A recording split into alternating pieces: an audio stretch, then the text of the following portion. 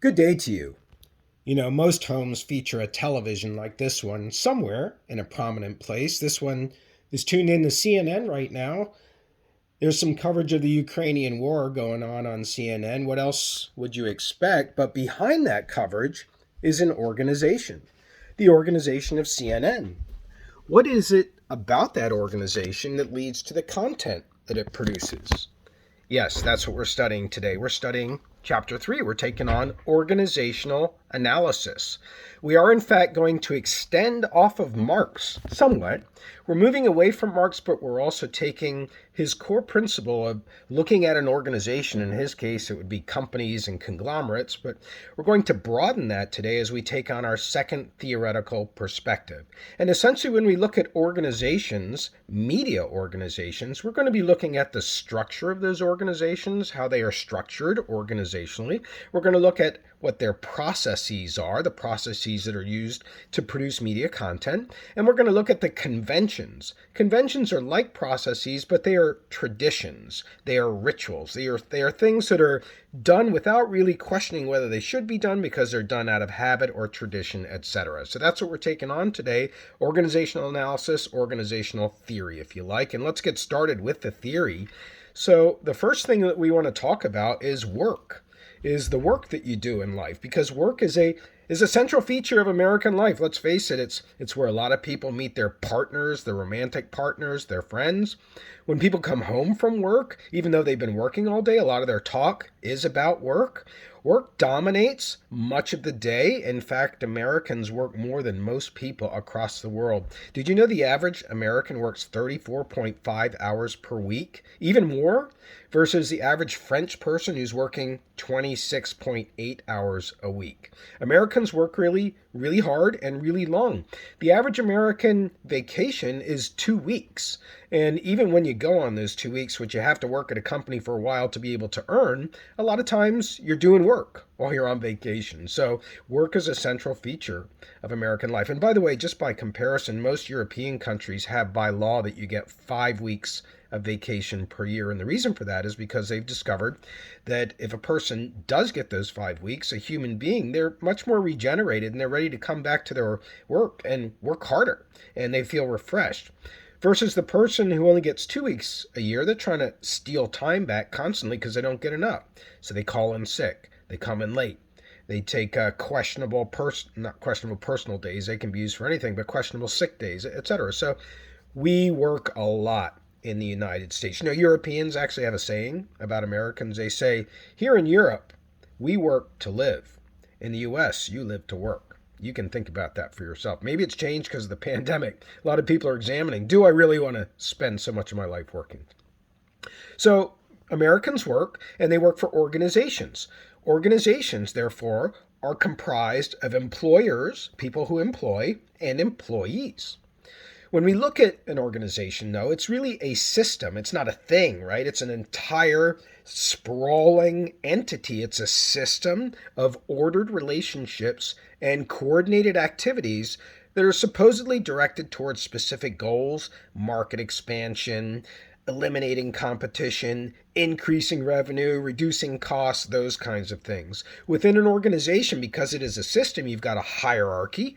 A hierarchy is where you have job roles and positions that are based on authority and expertise. You have that at the university level, right? You have student, professor. There's a hierarchy there. The professor has a lot of power over a student, and a dean has a lot of power over a professor, and a provost has a lot of power over hierarchy. By the way, I'm purposely choosing examples in this course, not just in today's lecture, but in other lectures as well, that don't necessarily have to do with media, because I want you in the discussion questions to have to think for yourself and not just copy my ideas in applying the concept. So that's why I'm mentioning things like universities to illustrate hierarchy.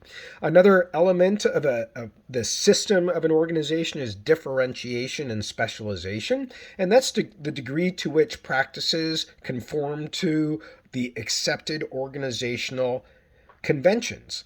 So if you have, for example, a certain style of dress that goes on at your work, it may be codified, it may not be codified. It may say you have to wear a suit and tie, or it may not. And then somebody comes in and they start wearing sandals, for example. What happens there? Is there differentiation? Do they get pushed out of the organization, or does the organization assimilate them or even embrace their style? So, differentiation and specialization has to do with little things like that, but at a larger level, it has to do with dividing an organization into big department units. Again, looking at a university, you've got schools, you've got departments, you've got programs. This is the way that universities are divided up, and you know for yourself in organizations, you have sales departments, marketing departments, training departments, tech departments, IT departments, as they are often called, etc. That's differentiation and specialization. Finally, as part of a system, an organization as a system, you have formalization. And that's the degree to which the practices have to conform to the accepted organizational conventions. And so, if you're a person who works for a company, a media company, or another company, and you defy what's expected, what are the sanctions? Are there sanctions? Are you ostracized by people? Do you receive a fine? Are you let go? Is there a suspension, a warning? Are you demoted? This is the formal way in which an organization, in a way, reinforces and executes its hierarchy. Now let's go on to assessing communicative practices of unique organizational culture, because every organization has a unique culture. So in order to find what is unique about a CNN or a Fox or a Yahoo or an Instagram or a TikTok, we want to look at several factors. That's what we're going to look at now. Several factors. The first one to figure out what makes an organization a unique culture is performance. Performance. What are the expressive displays that go on? When you watch Fox News, for example, is the body language different from people who are on CNN versus MSNBC? I'm mentioning those three because they are often compared together, Fox being seen as conservative, CNN being seen as in the middle, although some people see it as to the left, and MSNBC is being seen to the left. And I'm throwing those three together, and if you watch any of them, maybe you don't. You could say the same thing across ESPN Sports versus CBS Sports, if you want to. You could say the same thing across ABC Comedy versus Comedy Central Comedy. You could say the same thing across Netflix versus Amazon movies. We're looking at expressive displays. And so the four ways that we look at those are ritual. Ritual is one. This is where personal and organizational behaviors are regularly performed.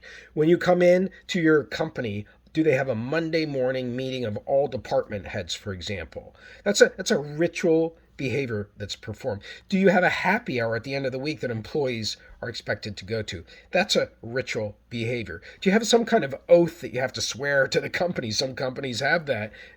These are rituals that we talk about. That's part of the performative aspect of an organization. And then we have the sociology. The sociology are the codes of etiquette for friendliness, small talk, joking, privacy. We're talking about a lot of unwritten rules here that you just have to be with a company or an organization for a while to figure out. I mean, if you join an organization for the first time and as an employee, you remember those days? You remember how you kind of sit and you kind of hold your tongue to see, can you talk about politics? Can you talk about sports? Can you make dirty jokes? These are the kinds of things that people have to wait to feel out. It's all about the sociality. What are the codes of etiquette? Do you have to lower your voice when you make a joke? Do you have to take it outside into the hallway?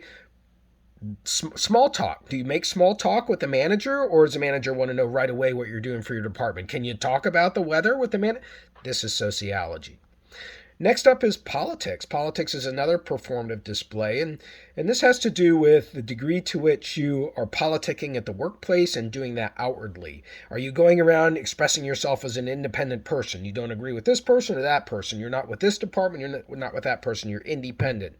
Or are you a negotiating type? Hey, let's talk about something. You have an idea. I disagree with you. You know that. Let's see if we can.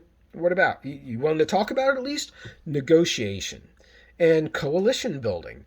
You know, over in the department that's working on that product line, it seems like they have some marketing efforts that we could also tap in that would work for our market line. Let's see if we can put that together and save the company money. All of this is referring again to performance, what is expressly done in the open in the organization. And lastly, we have enculturation.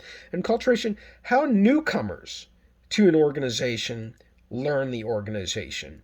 How do new people who are hired by a company get taught the ways? Is there a mentor? Is there a training program? Is there a manual they have to read? Is there a video that they have to read? Are there certain hours that they have to come in for orientation?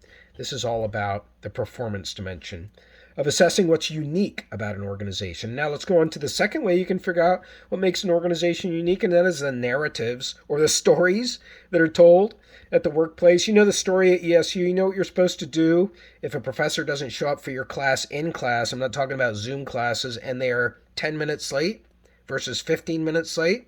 Right? If they're an assistant professor, you can leave after 10 minutes, and if they're a full professor, you can leave after 15 minutes, right? Where did that come from? It's total bullshit. I mean, I remember that saying even when I was in college in the 1980s. It's a story that goes around. That's what we're talking about, stories that are told in the workplace. You've got personal stories. These are subjective experiences where somebody will come and say, I didn't like the way the manager talked to me.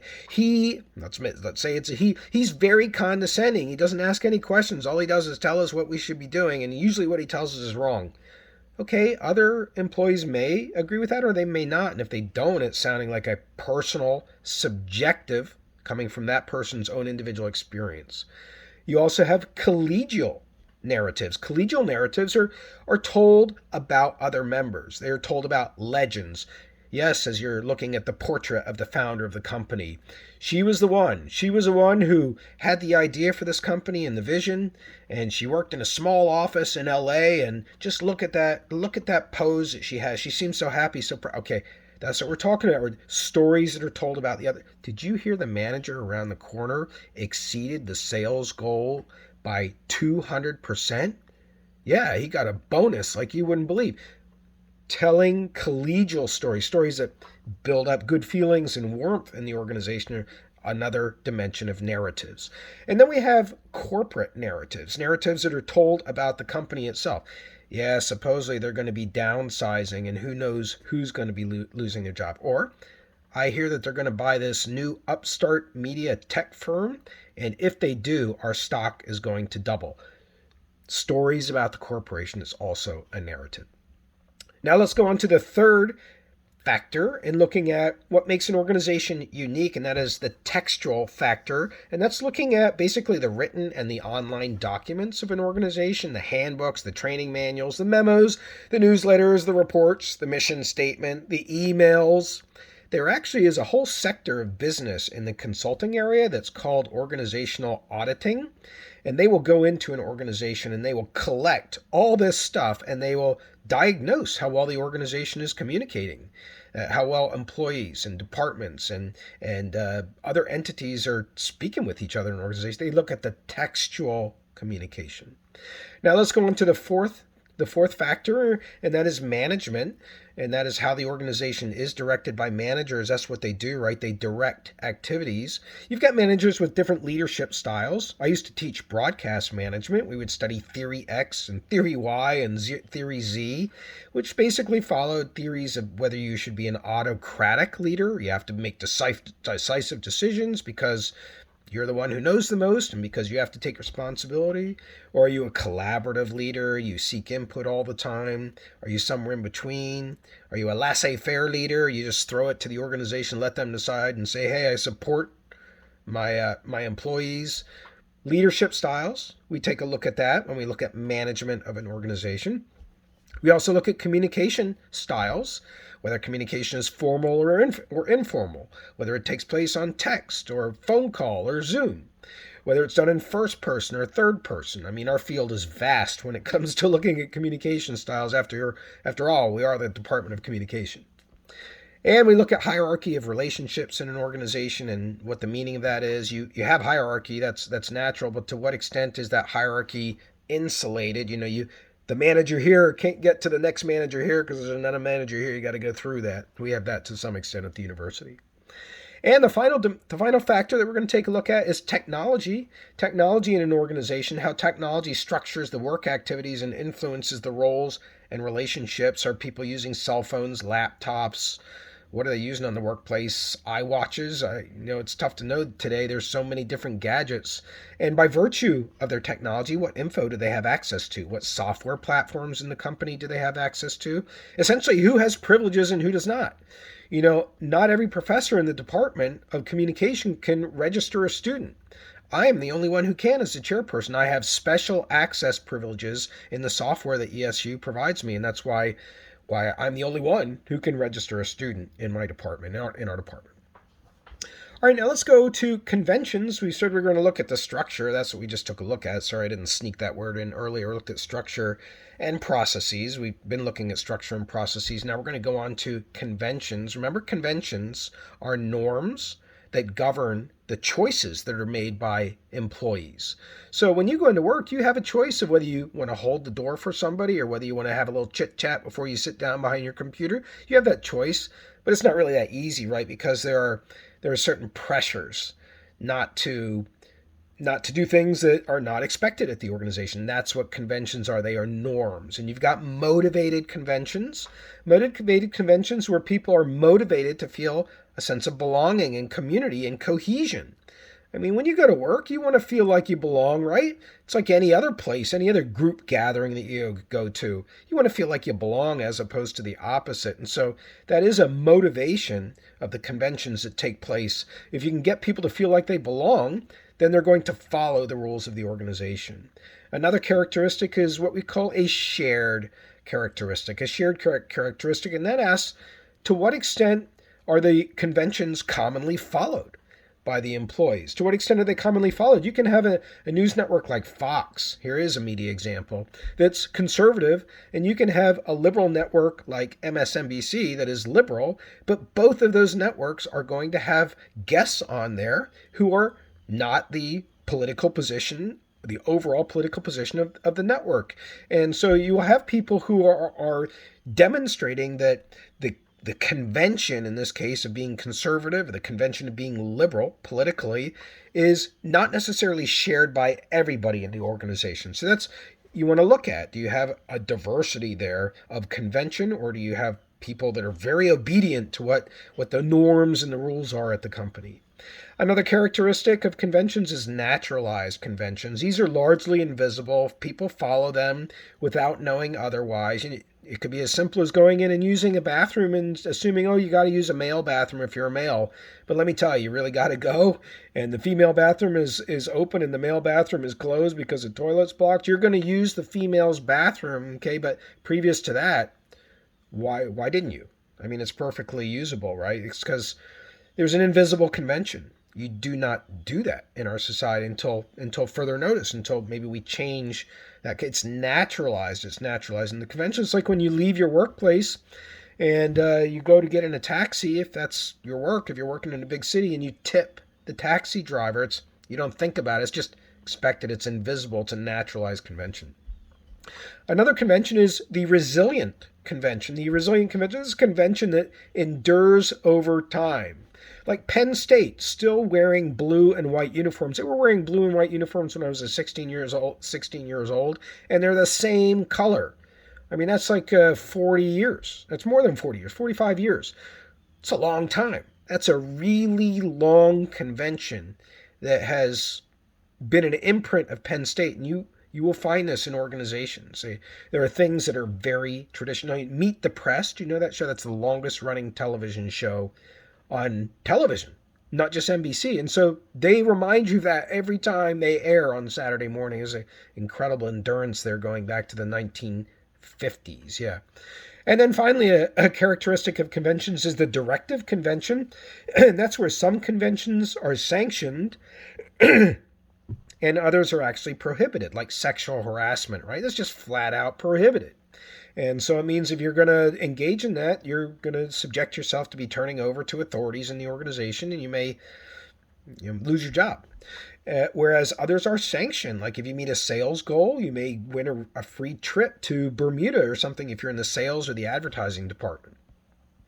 All right, now let's go on to news organizations and journalistic conventions. We've been hinting at those quite a bit today. We've focused actually quite a bit on news organizations. My example of CNN is what started the class off.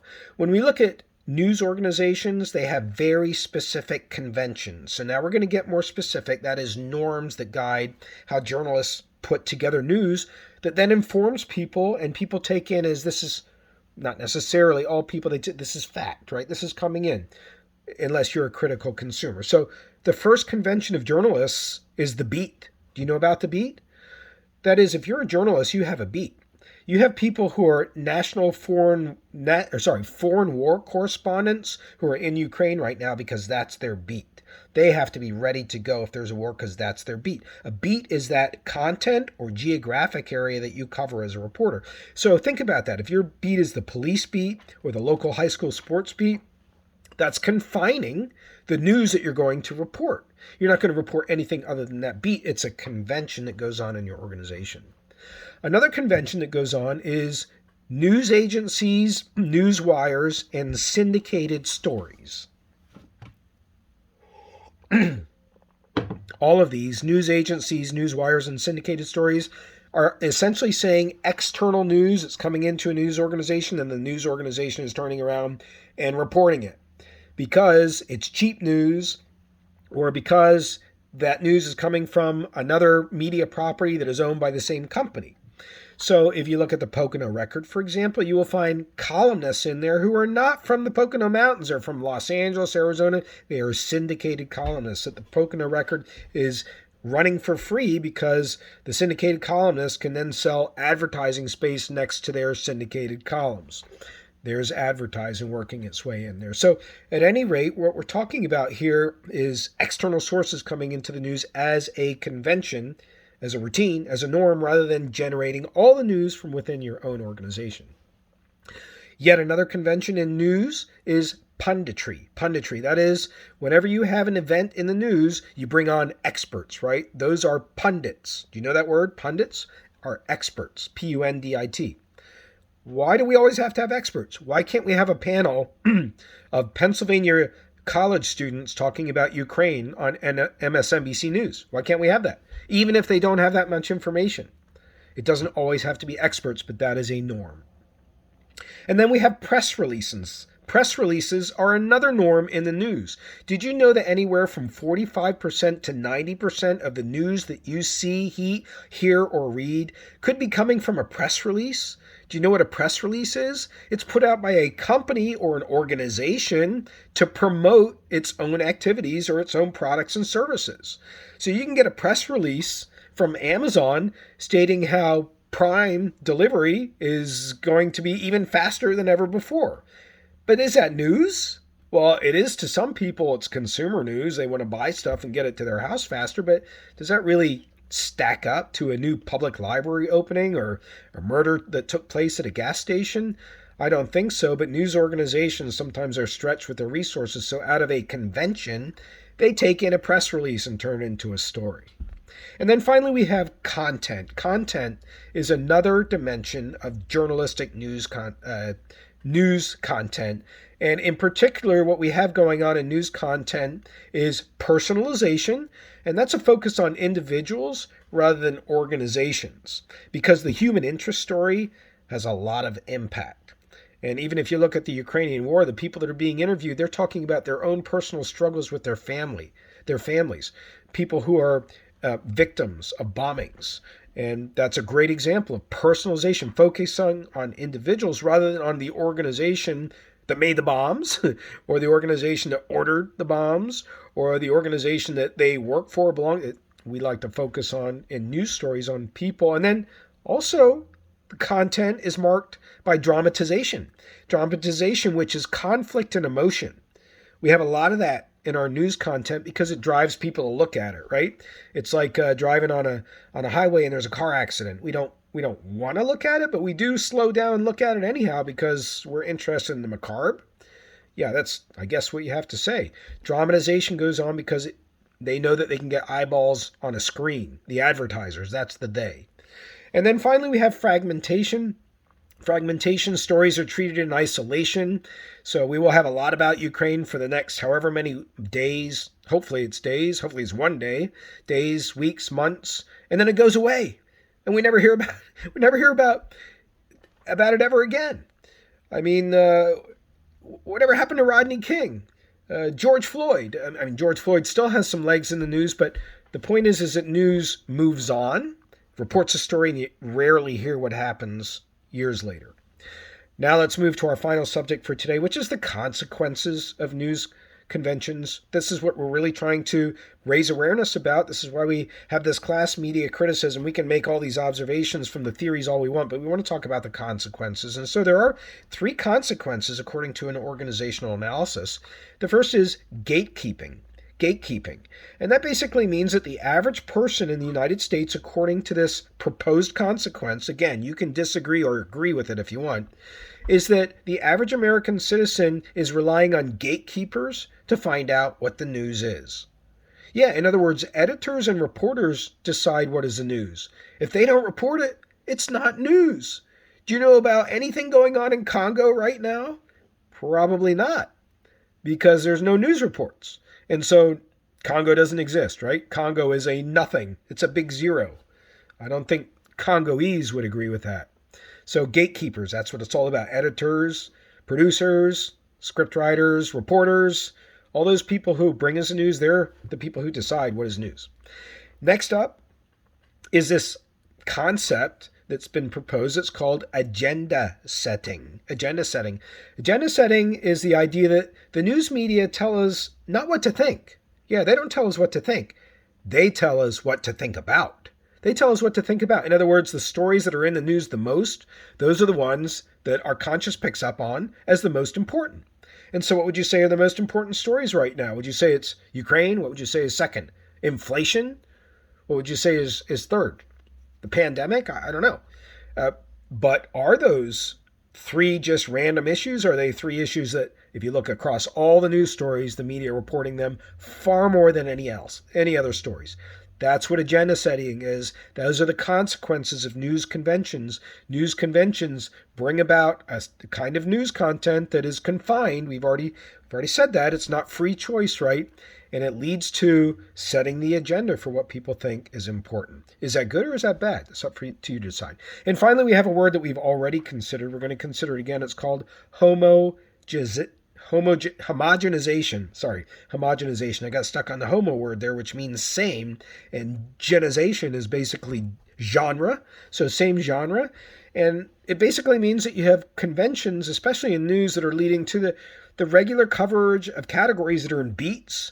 And so whether there is actually something happening within that beat or not, it doesn't matter. It still reinforces that beat. So if you have police and fire as two beats, if you don't have anything, it still makes it seem like there's a crime problem if that's what your police story is. It doesn't always have to be crime, but there again, that's a convention. If it's about the police, it's about crime. So we have a homogenization of news. It's the same, and look at all the news programs. They all have the same format. They start with the hard story. They tease you before the weather. When they get to the end, they end with a happy, feel-good story.